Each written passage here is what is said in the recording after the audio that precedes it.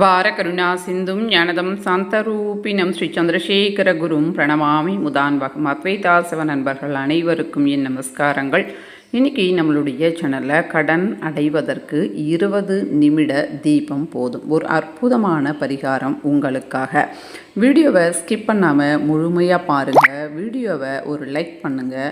எத்தனை பேர் லைக் பண்ணுறாங்களோ அத்தனை அளவு எனக்கு பூஸ்டிங்காக இருக்கும். நம்முடைய சேனலை மறக்காமல் சப்ஸ்கிரைப் பண்ணிக்கோங்க. இது முழுக்க இலவசம்.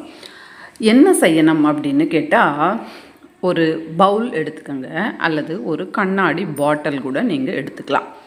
அதில் 300 கிராம் கடுகு எண்ணெயை வாங்கி வச்சுக்கோங்க. 300 கிராம் கடுகு எண்ணெய். இந்த கடுகு எண்ணெயில் லக்ஷ்மி நிவாசம் என்பது இருக்குது. வடநாட்டவர்கள் பார்த்தீங்கன்னு சொன்னாக்கா இந்த கடுகு எண்ணெயை தான் பயன்படுத்துவாங்க. இது உடலுக்கு குளிர்ச்சியும் கூட, ரொம்பவே திக்னஸ்ஸாக இருக்கும். அதனால் இதை ஃபேஸில் கூட அப்ளை பண்ணிப்பாங்க. அதனால் முகம் அப்படின்றது ரொம்பவே பளிச்சுன்னு இருக்கும். இதெல்லாம் உங்களுக்கு ஒரு டிப்பாக நீங்கள் எடுத்துக்கலாம். இப்போ என்ன செய்யணும் அப்படின்றத பார்க்கலாம். ஒரு பவுலோ அல்லது ஒரு கண்ணாடி பாட்டிலோ எடுத்துட்டோம். அதில் 300 கிராம் கடுகு ஆயிலை ஃபில் பண்ணி வச்சுட்டோம்.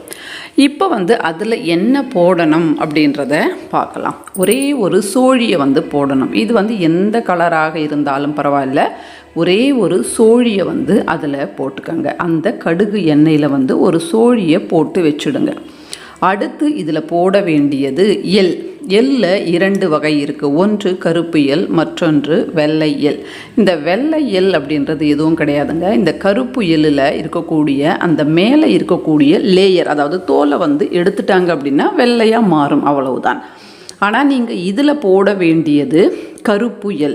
அளவு எவ்வளோ அப்படின்னு கேட்டால், கொஞ்சமாக நம்ம எடுக்கிறோம், அப்படி கையில் எடுக்கிறோம் அப்படின்னா அந்த கையில் எவ்வளவு வருதோ, இப்போ ஒரு 5 விரல்களாலும் நம்ம அந்த எள்ளை எடுக்கிறோம் அப்படின்னா எவ்வளவு வருதோ அவ்வளவு போடலாம்.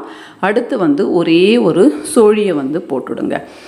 சோழி, கருப்புயல் மற்றும் இந்த கடுகு எண்ணெய், அதில் கொஞ்சமாக கடுகையும் போடுங்க. இந்த கடுகு கூட அதே மாதிரி தான். 5 விரல்களால் நம்ம கடுகை எப்படி எடுக்கிறோமோ அதில் எவ்வளோ வருதோ அதை போட்டுடுங்க.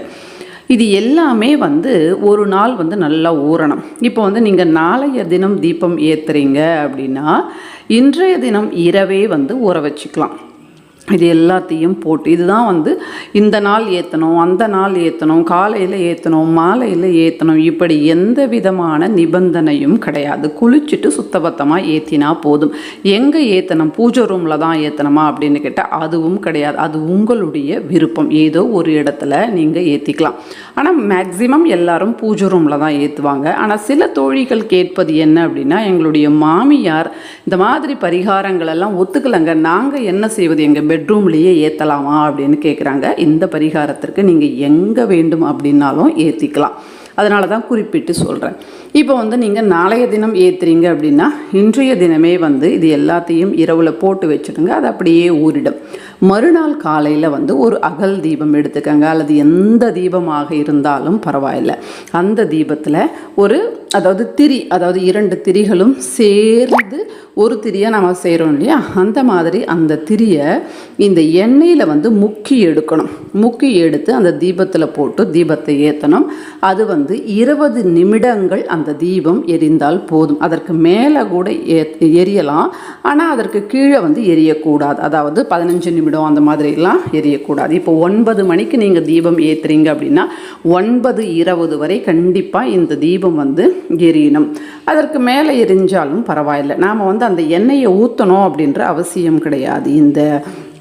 அந்த திரியை அதுக்குள்ளே முக்கி எடுத்து தான் நாம் ஏற்றணும். ஆனால் இந்த தீபம் 20 நிமிடம் எரிந்தால் போதும். ஆனால் இந்த தீபம் கிட்டத்தட்ட 90 நாட்கள், அதாவது 3 மாத காலம் இந்த தீபத்தை நாம் கண்டிப்பாக ஏற்றியாக வேண்டும். பெண்களுக்கு வருகின்ற இடையூறுகள் இருந்தால் அந்த நாளை ஸ்கிப் பண்ணிவிட்டு 5வது நாளிலிருந்து ஏற்றலாம். ஆக மொத்தம் 90 நாட்கள் இந்த தீபத்தை ஏற்றணும். ஏற்றும்போது கண்டிப்பாக 2 பலன்கள் உண்டு.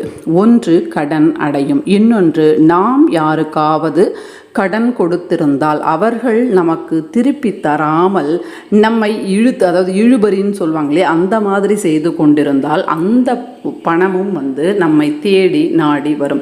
ரொம்பவே எளிமையானது, ஆனால் 90 நாட்கள் செய்ய வேண்டியதாக இருக்கும். கடன் கொடுத்து கடன் வாங்கி வரலை அப்படின்னு சொல்லும்போது 90 நாட்கள் இந்த தீபம் ஏற்றினால் கண்டிப்பாக நடக்கும் அப்படின்ற பட்சத்தில் கண்டிப்பாக இந்த தீபத்தை ஏற்றலாம். அனைவருக்கும் இந்த வீடியோவை ஷேர் பண்ணுங்கள். நன்றி, வணக்கம். மகா பெரியவா சரணம்.